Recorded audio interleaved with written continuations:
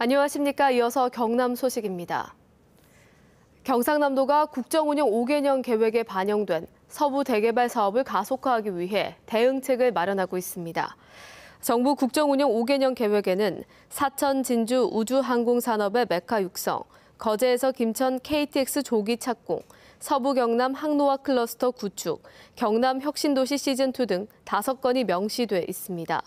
경상남도는 서부 대개발의 관련 이행 절차와 인프라 구축 등의 속도를 높이기로 했습니다. 경남의 해양 레저 산업이 꾸준한 투자에도 성장의 한계를 보이고 있습니다. 한 단계 더 성장하기 위해서는 관 주도에서 민간 참여로 정책 전환이 필요하다는 지적입니다. 배수영 기자의 보도입니다. 시원한 물살을 가로지르는 제트스키. 바닷바람을 타고 경주를 벌이는 윈드서핑.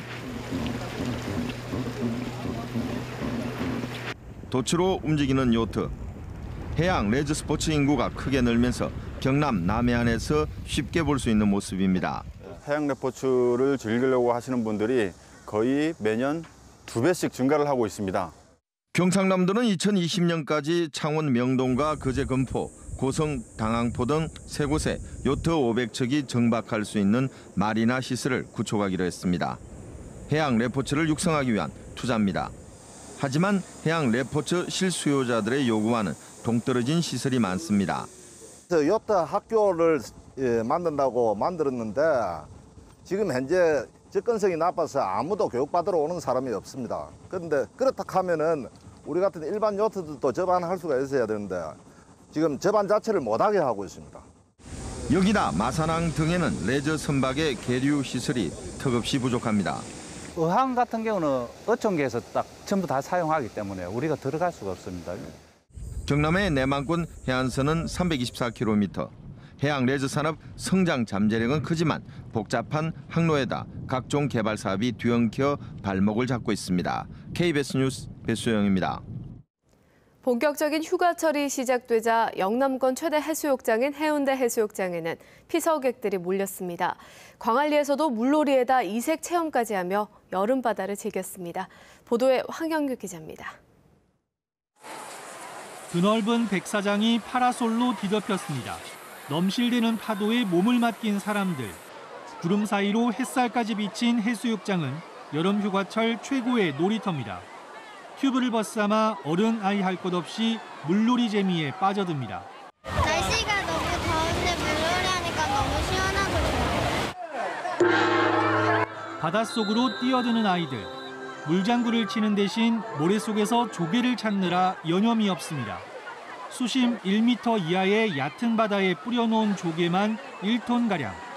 하나둘 조개를 담다 보니 어느새 그물망이 한가득입니다. 휴가를 맞아가지고 왔는데 이렇게 재밌는 체험도 준비해 주셔가지고 너무 좋은 경험이었던 것 같습니다.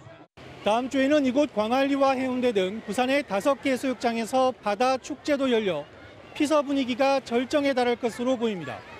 일요일인 내일도 부산, 울산 지역은 비 소식 없이 낮 기온이 30도 안팎까지 오르겠습니다. KBS 뉴스 황현규입니다. 해상 급유 중이던 배에서 기름이 유출되는 사고가 나 방제 작업이 진행됐습니다. 창원해양경찰서는 어제 저녁 9시 45분쯤 창원시 마산항 제4부두 인근 해상에서 급유 중이던 21,500톤급 홍콩선적 벌크선에서 밸브 조작 미숙으로 기름이 유출됐다고 밝혔습니다. 창원해경은 오일 펜스를 친 후 오늘까지 기름 흡착 작업을 진행했습니다. 골프 연습장 여성 납치 살인 사건 피의자 3명이 모두 재판에 넘겨졌습니다.